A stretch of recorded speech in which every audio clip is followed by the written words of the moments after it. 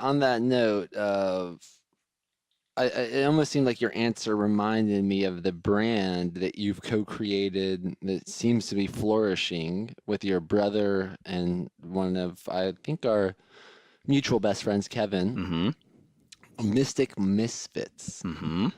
What does that mean? What does that mean? And you said collective conscious Mm-hmm. versus hippies Mm-hmm. versus what the public wants. So where does Mystic Misfits come into that Uh-huh. scene? Like, where do you Yeah. fit into that? If this is a big play that we're all characters in, where do the Mystic Uh-huh. Misfits fit in? Well, what first comes up for me is I think about how we were the jesters in your conscious courtroom at Tribe Design at the beginning of this year. And I love playing that role. I felt like when you recommended that, I was like, oh, absolutely. That's the role that we play in the world is like, yeah, conscious gestures, where it's like shaking things up. Like a misfit, by definition, is misfitting, is seeing the world in like the status quo and saying, I don't really fit into that. And the funny like paradox to that is like if everybody thinks that way, then there's a new wave of misfits, and maybe that's just the cycle of the world and of culture. It just continues to go through that until the misfits become the norm, and then it's like there's maybe too much order and some more chaos needs to get thrown in the mix to start the new evolution of where society is going. But that's a misfit is by definition something or someone that misfits into popular culture.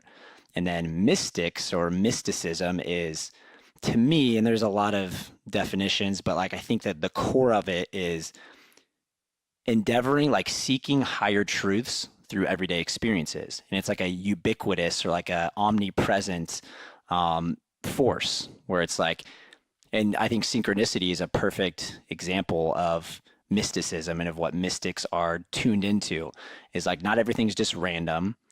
Things aren't happening to me, but they're happening for me. And when I'm acting from that place and looking for the signs and symbols, I think it's God's way of speaking to me. And instead of having the maybe like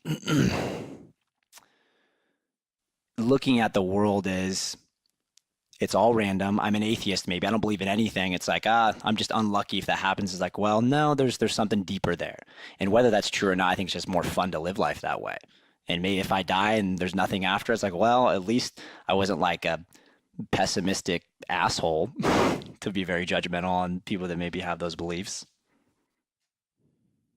Awesome. I also believe someone that might be a mystic misfit. Now, I'm somewhat familiar with is C.S. Lewis. Are you familiar with? Mm-hmm. Okay, and you reminded me of him when you said if like what I heard is if atheism is true, Mm-hmm. that at least you lived a good time. Mm-hmm. I almost wondered if C.S. Lewis had a similar belief, but it was more that if Christianity is correct, Mm-hmm. then I'm living, I'm believing that just in Mm-hmm. case it's correct. Mm-hmm. I don't know. Is that when you think of C.S. Lewis, what do you think of as like, I think of him as a Christian philosopher that had Mm-hmm. that belief that he was making a leap of faith and believing in Christianity Mm-hmm. in case it was true. Yeah. And I don't know what other people, that might bring Mm-hmm. up stuff for some people. But, yeah, Totally. I wonder if what that brings up for you and how if you want to golden thread that, I would love to Uh-huh. hear it. Oh, I have some thoughts on that for sure. This boy and girl are going to be well equipped